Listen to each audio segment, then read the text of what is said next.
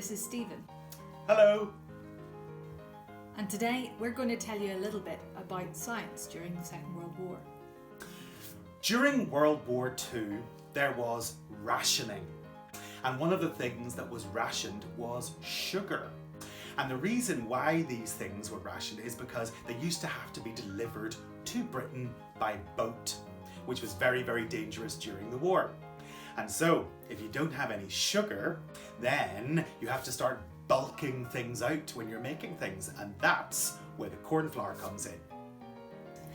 Cornflour was one of the things that they didn't have a shortage of though. So we're going to look at some of the cool ways that you can use cornflour to do some science experiments.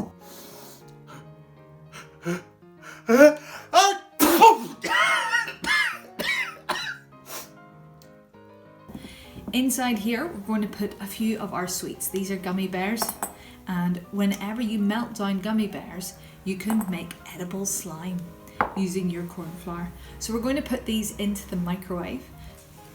So here you can see they're nice and melted. We're going to add some cornflour in and mix it around. So all that sticky gummy bear mixture will start to bind together and end up being a little bit more like chewits. So once you get it to a stage where it's a little bit less sticky, you can put your hands in. Lift it up into your hands, fold it and squash it, and make sure it's nice and smooth. Roll it into a sausage shape so it's ready for us to cut. Using a knife can be quite sharp, so make sure that you find a responsible adult to help you. Me. Oh. Once it's in bite-sized pieces, roll it into a nice neat ball, flatten it and set it on the plate, and that's our sweets made. We're going to look at what's happening inside the cornflour and why it works really well to make those sweets nice and tacky, nice and chewy. Inside our conical flask here, we have some water. This is water. And as we all know, water is a liquid. And when you put liquid in a container, it will fill the bottom of the container and swirl around like this.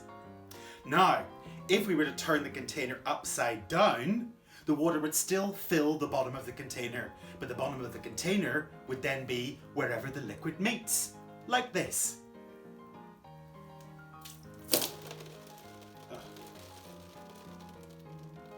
Inside our bowl, we have our cornflour. It doesn't move to fill the shape of the container. It has a fixed shape.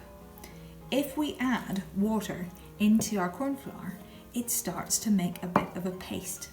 And if we add a little tiny bit, we start to be able to mold the cornflour. As long as you don't add too much, you'll be able to pull it all together. So what I'm making here, I've added a little bit of water into our cornflour, is a cornflour slime. This is a stir thickening liquid because inside the cornflour are really tightly packed spiky molecules.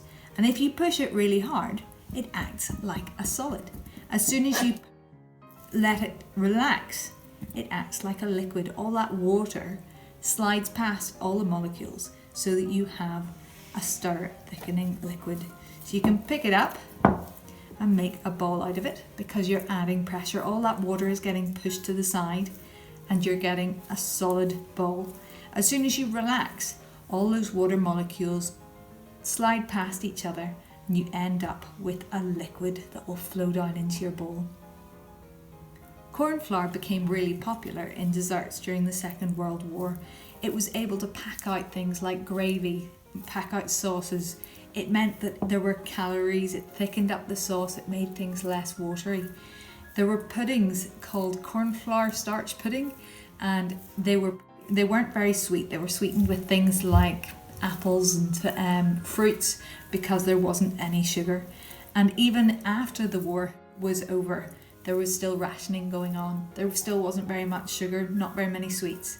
And even in the 60s, they were still making cornstarch pudding in HE lessons in school.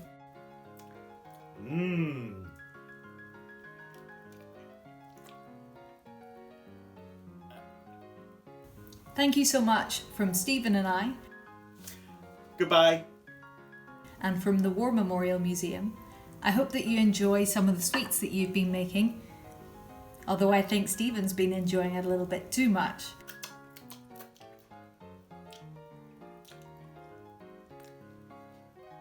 And maybe you'll have a go at making your cornflour slime. Just make sure that you do it somewhere with a wipeable surface and somewhere where you can clean your hands easily afterwards. Maybe just have a bowl of water on hand. Take care and have a nice day.